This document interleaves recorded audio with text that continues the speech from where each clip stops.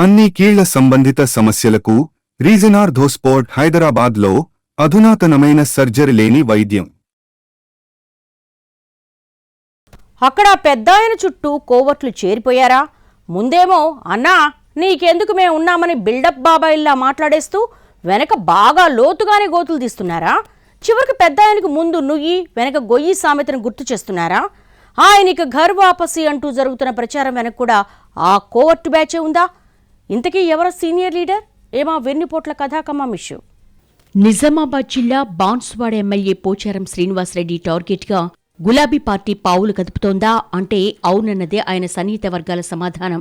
ఇక్కడ కేడర్ను యాక్టివ్ చేసే బాధ్యతను ఎమ్మెల్సీ కవిత తీసుకున్నారట. అందుకే ఆమె ఇటీవల బాన్సువాడలో పర్యటించినట్టుగా తెలిసిందే. కొయ్యగుట్ట అమరవీరుల స్తూపానికి నివాళులర్పించారామె. ఆ టూర్ కోసం పెద్ద ఎత్తున జన సమీకరణ చేశారు బీఆర్ఎస్ నేతలు. సభ సక్సెస్ కావడంతో గులాబీ శ్రేణుల్లో జోష్ వచ్చిందని అంటున్నారు. కానీ ఆ ఎపిసోడ్తో కాంగ్రెస్ శ్రేణులు, ముఖ్యంగా ఎమ్మెల్యే పోచారానికి మైండ్ బ్లాంక్ అయినట్టుగా సమాచారం. ఎందుకయ్యా అంటే కహానీ బహుతే అంటున్నారట. పోచారం శ్రీనివాసరెడ్డి కాంగ్రెస్ గూటికి చేరడంతో బాన్సువాడలో గులాబీ పార్టీ ఖాళీ అయిపోయిందని నిన్నటిదాకా అనుకున్న వాళ్లు కవిత సభ సక్సెస్తో అసలేం జరుగుతుందో అర్థం కాక తలలు పట్టుకుంటున్నారట. కవిత స్వాగత కార్యక్రమానికి వెళ్లొద్దని ఎంత వారించినా శ్రీనివాసరెడ్డి అనుచరులు కొందరు వెళ్లిపోయారట. దీన్ని బట్టి కవిత సభ సక్సెస్ వెనుక కాంగ్రెస్ పార్టీ నేతల హస్తం ఉందన్న టాక్ మొదలైంది. డబుల్ బెడ్రూమ్ ఇళ్ల లబ్ధిదారులు పెద్ద సంఖ్యలో కవితకు స్వాగతం పలకడానికి రావడం వెనుక పోచారం దగ్గరి మనుషులున్నారన్న గుసగుసలు వినిపిస్తున్నాయి. దీంతో పెద్దాయన చుట్టూ కోవర్ట్లు చేరారా అన్న అనుమానాలు బలపడుతున్నట్టుగా సమాచారం. గతంలో బీఆర్ఎస్ కీలక నేతగా ఉన్నారు పోచారం. ఆ పార్టీ 10 ఏళ్ల పాలనలో మంత్రిగా, అసెంబ్లీ స్పీకర్గా పనిచేశారు. 2023 ఎన్నికల్లో బీఆర్ఎస్ బీఫామ్ మీదే ఎమ్మెల్యేగా గెలిచి తర్వాత మారిన రాజకీయ సమీకరణాలతో కాంగ్రెస్ గూటికి చేరిపోయారాయన. పోచారంతో పాటే ఆయన అనుచరులు, ముఖ్య నేతలు కాంగ్రెస్ కండువా కప్పేసుకున్నారు. ఆ దెబ్బకి ఇక బాన్సువాడ కారు ఖాళీ అనుకున్నారంతా.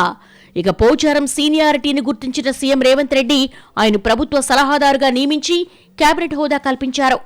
ఇంతవరకు బాగానే ఉన్నా పోచారం పార్టీ మారడాన్ని కేసీఆర్ ఇప్పటికీ జీర్ణించుకోలేకపోతున్నారట. ఆయన పార్టీకి ద్రోహం చేసినట్టు భావిస్తున్నారని తెలిసిందే. దీంతో బాన్సువాడ మీద స్పెషల్ ఫోకస్ పెట్టాలంటూ ఎమ్మెల్సీ కవితను రంగంలోకి దింపినట్టుగా సమాచారం. పోచారం పార్టీ మారాక డీలా పడ్డ కేడర్ కవిత ఎంట్రీతో రీఛార్జ్ అవుతున్నట్టుగా చెప్పుకుంటున్నారు. అందుకు తగ్గట్టే నెలలో 2 సార్లు సమీక్ష నిర్వహించారు కవిత. కేడర్కు భరోసా ఇవ్వడంతో పాటు పార్టీ ఫిరాయించిన పోచారంను తెలంగాణ ప్రజలు క్షమించరంటూ విమర్శించారు. అటు కవిత బాన్సువాడ పర్యటన సక్సెస్ అవ్వకూడదంటూ ఎమ్మెల్యే ప్రయత్నించినా కొందరు కాంగ్రెస్ నేతలే తెర వెనుక సాయం చేశారని, అందుకే విజయవంతమైందని ఫీడ్బ్యాక్ ఇచ్చాయట నిఘా వర్గాలు. దీంతో ఆ కోవర్టులు ఎవ్వరు అనేది ఇప్పుడు బాన్సువాడ పొలిటికల్ సర్కిల్స్ లో హాట్ టాపిక్ అయి కూర్చుంది.